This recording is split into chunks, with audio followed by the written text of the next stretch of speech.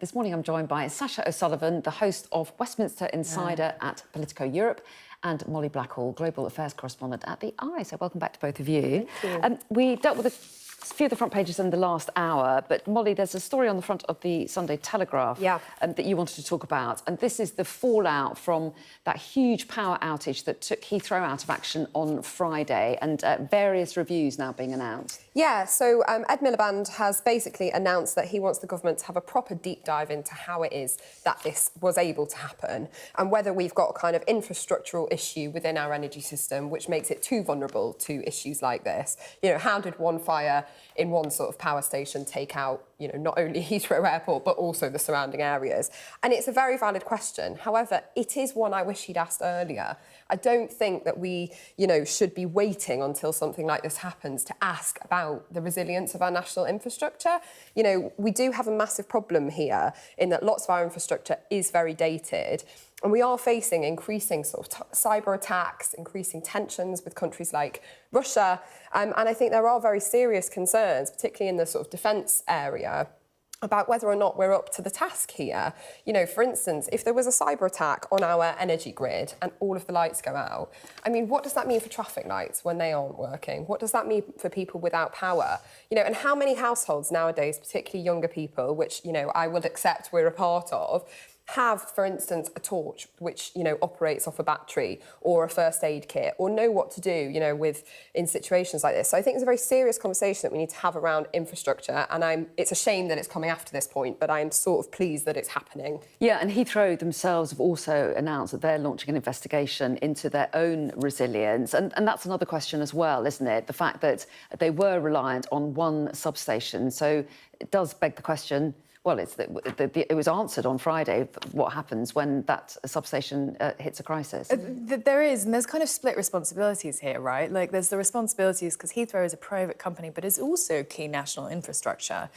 So part of it is government, but part of it is also just from a kind of company perspective. You have to think, how much money is this going to cost the airlines? How much money is this going to cost, you know, all of the periphery that operates around an airport like Heathrow, for us to be so reliant on one power station? Absolutely, and obviously safety a big issue as well when it comes to power. Totally. And they have their own backup systems, but they can power just the basics, which they say would keep it safe. And the stories of people waking up on Friday morning to just darkness. You know, I think out near Hounslow, it was yeah, tens of thousands affected. Yeah, and another article about the Heathrow debacle in the Times, well, talk us through what it says. I mean, it says it in the headline, but go on. Yeah, so it's this kind of Thomas Waldby, the chief exec of Heathrow, got a great night's sleep while everything was happening, which you know, he would say, and I can understand, I delegated it, and he said he's very proud of how his team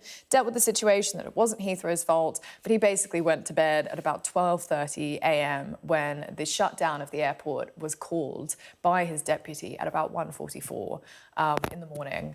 And he then was back in the office at 9 a.m. But to be perfect, it was like a normal working day if you've had to work a bit late that night. And I think at a time like that, I mean, Heathrow hasn't faced such a shutdown ever. And I think you should be working through the night.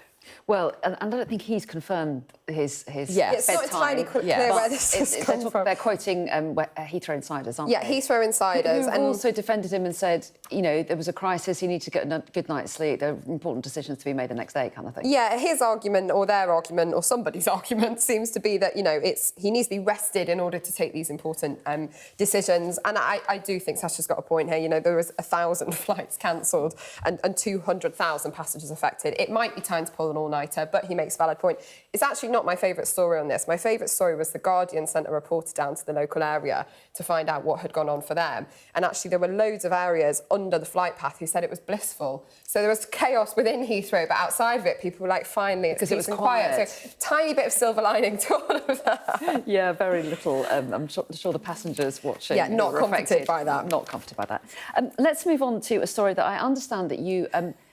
have a very different take on, each of you. We do. So talk us through it. This is in the Telegraph, and the headline is RHS opens garden gates to man's best friend. This is the Royal Horticultural Society. For me, this is a very happy story. The Royal Horticultural Society is letting dogs into one of its gardens in Devon, and they're saying, look, if you're on a short leash, if you stay to the part, if you're not kind of going into the vegetable patches and things like that, and you have a well-behaved dog, then why shouldn't they be able to enjoy the gardens that we all get to enjoy?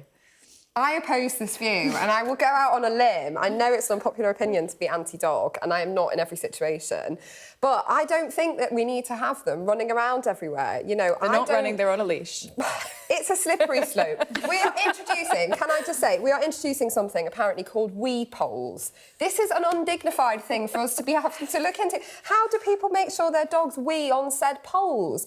I just feel dogs have sort of, you know, nearly free reign in parks, and that is, as somebody who runs, you know, someone with small children in our family, I don't always feel comfortable around that. I mean, I had a safe space here, and it now appears to be taken away, and I do think it's a slippery slope. It's going to start at RHS Rosemore, and it's going to end up in Sky Studios. We're going to have, you know, little dogs running around, and I'm not sure we want wee polls everywhere. We have had dogs in the studio, I have to say, but not usually during a paper review. But anyway, Sacha, what do you make of that then? Look, I am very pro-dog. I have a lovely golden retriever called Claude back home in Australia, who I admit is somewhat badly behaved. But if he's on a leash, he's fine. And he just loves love. You know, he would take one look at you, Molly, and he would melt your heart. Let's see. I think this is going to take some research from both sides. We'll have to compromise. I don't think we've got time now to talk about anything else, but I think we've used our time very helpfully there and set the nation talking about whether or not dogs should be allowed in Royal Horticultural Society gardens. Thank you for launching that debate. Thank you. Lovely to have your company this morning. Sacha and Molly, thanks very much.